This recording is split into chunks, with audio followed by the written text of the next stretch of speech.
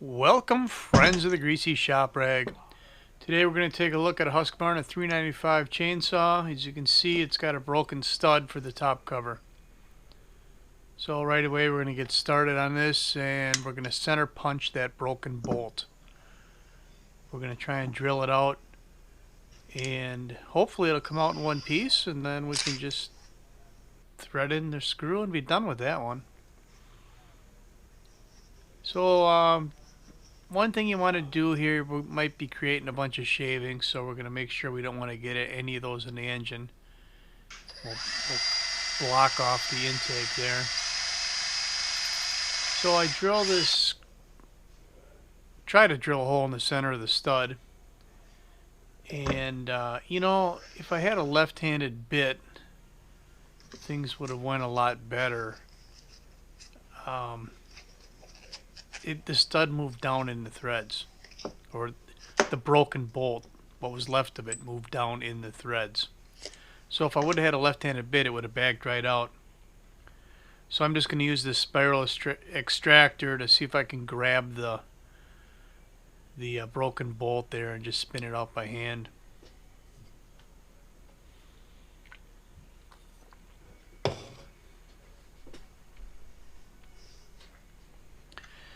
There it comes out. So that was an easy fix. Look at that. Hit the middle of the hole. I've had that kit of spiral extractors for a long time. And the secret to not breaking any of those has been, for me, don't loan them out. I mean, as soon as they go out, if it's a 5-piece kit, you get back 4 pieces, or 4.5. That was bullshit. Yeah. So, what are we doing here? We're popping the remaining screw out of the top cover so that we can oh, that's the broken one, sure. I gotta get caught up here and figure out what I'm doing.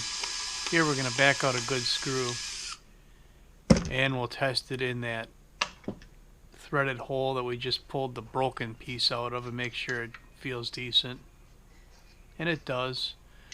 And we got one other screw hole there, we'll check that. That one's stripped. No, that one's stripped. So we're going to put a helicoil in that one. I think the brand that I use isn't helicoil, it's permacoil. That's what they sell at the local auto parts store, so that's what we use. I don't even know if helicoil is a brand or if it's just generic, like when you say, give me a Coke and all you really want is a dark soda. Or I need a Band-Aid and you just need an adhesive strip. Or how about a Q-tip? Or Kool-Aid? Or, well, there's a bunch of them. So this kit has it has a tap, it has a drill for tap that comes with the kit. So first we got to drill a hole, then we're going to tap it out, and then we'll run our thread insert into that hole. When you run the tap in here, anytime you use a tap, use some oil. Makes a big difference. This is another one of them situations where you could loan out one tap and get back 2 halves.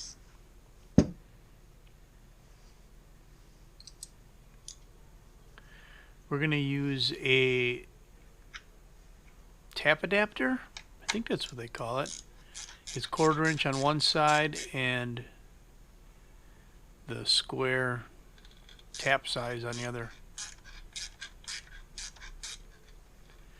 And I think I put like way more threads in this thing than I needed to, but you know, I was on a roll, so I just went with it, right?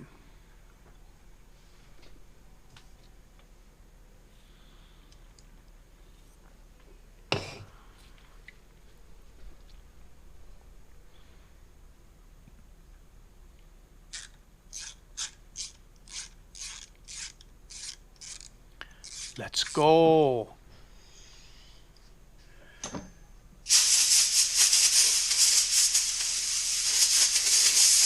So make sure you clean these things up so the next guy ain't got to deal with it, you know what I mean? Now this is a special tool that comes with a kit. It on the end of it, it's designed to catch part of that threaded insert we're going to put in there. You know, it's a spiral of wire, of threads, but on the one end there's a little, the spiral tab has been well, I don't know, the wire tab is bent over so it sticks out, and it gives this tool something to bite onto. And we just put it in this holder. You know, I've done this without the holder. I'm not even sure what the hell that thing's all about, but I think it's supposed to set the pitch of the threads or something.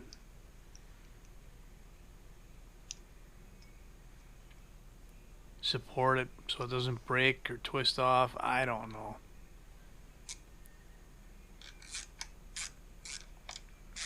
But one thing it does do is you can easily tell when the threads have cleared the blue tool and are flush in the threaded hole. See, it's still hooked there, but now it's free, so I know that it's cleared that blue piece in there. They're flush in there. So there's a new threads, just that easy. There is still a little piece of wire down in there that on the end of the threads that tool was biting on. I guess they say you can break that thing off of there, but I've never even dealt with it. When I run a bolt in there, if it breaks off or whatever, that's fine.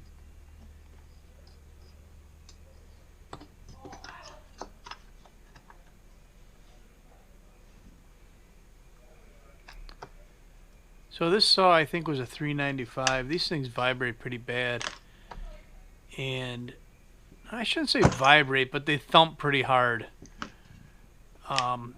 So we see these covers, these screws in these covers loose, the threads worn out, all the time. This was an easy one, you know, because one of the bolts backed right out, and the other hole was actually round, not oblong.